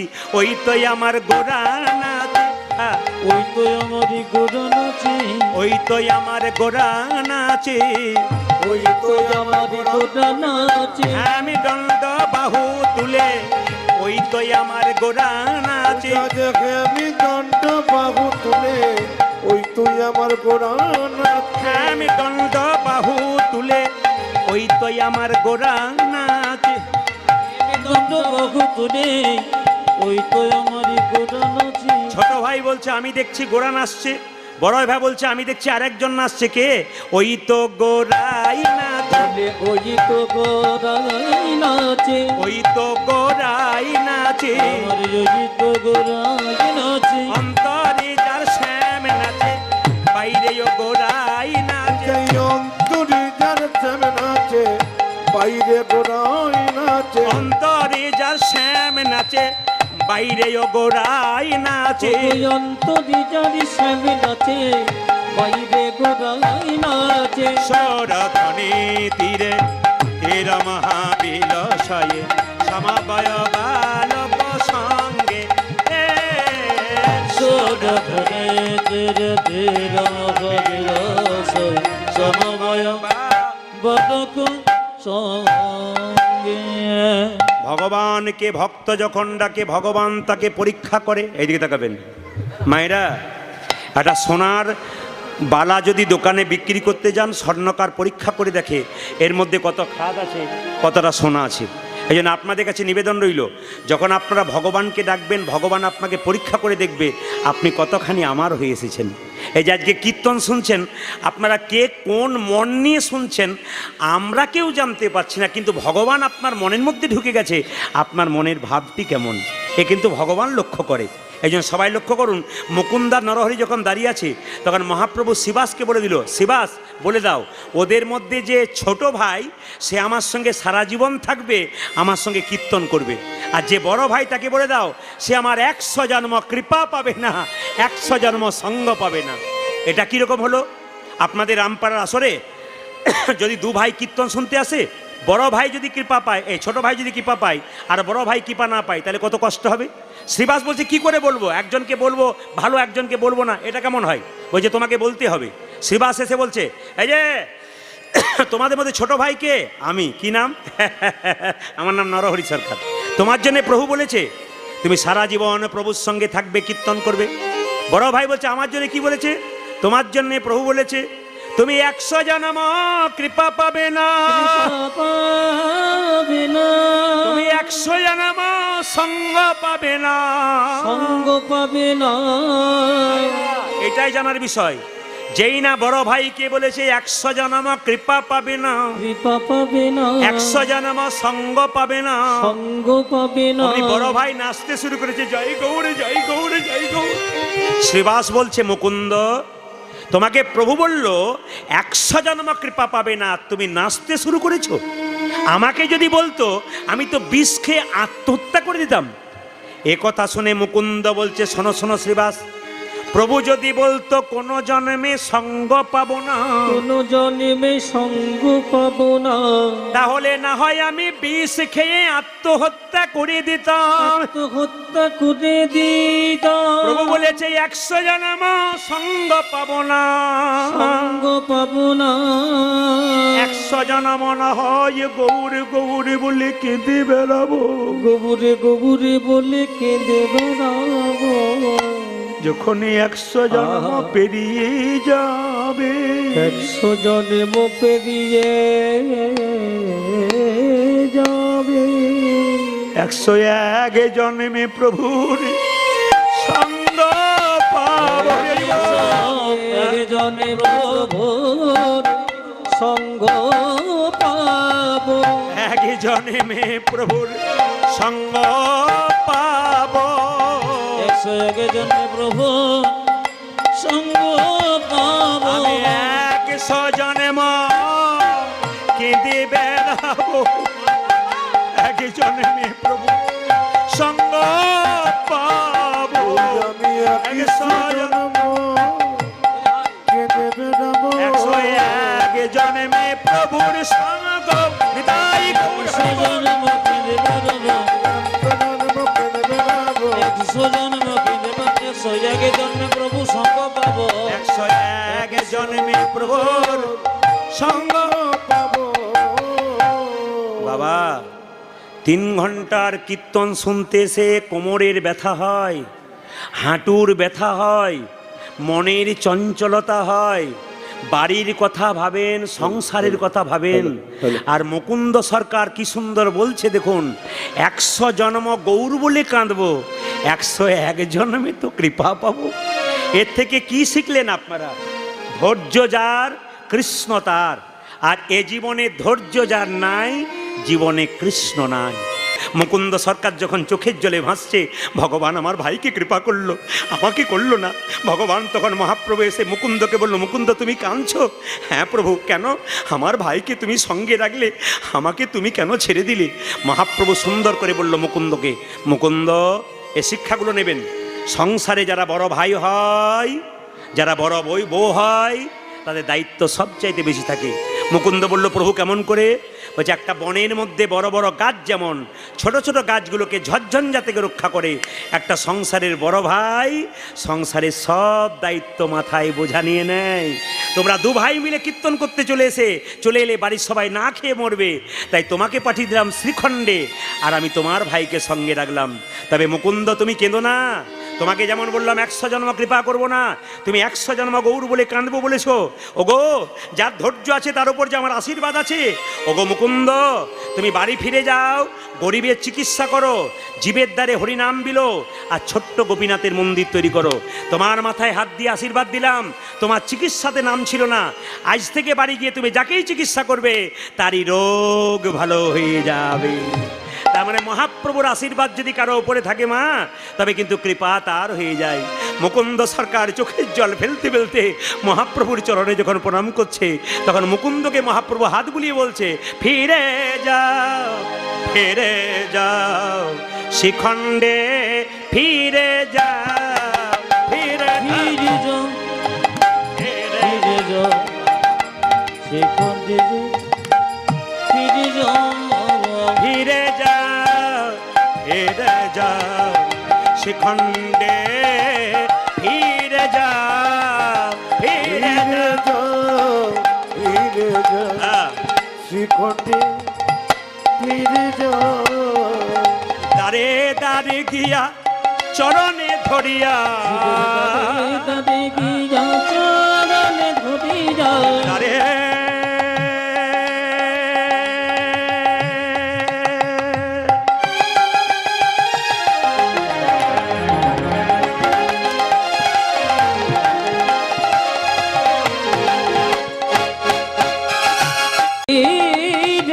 যাও, ফিরে যাও শিখণ্ডে, ফিরে যাও, ফিরে যাও, ফিরে যাও শিখণ্ডে, ফিরে যাও।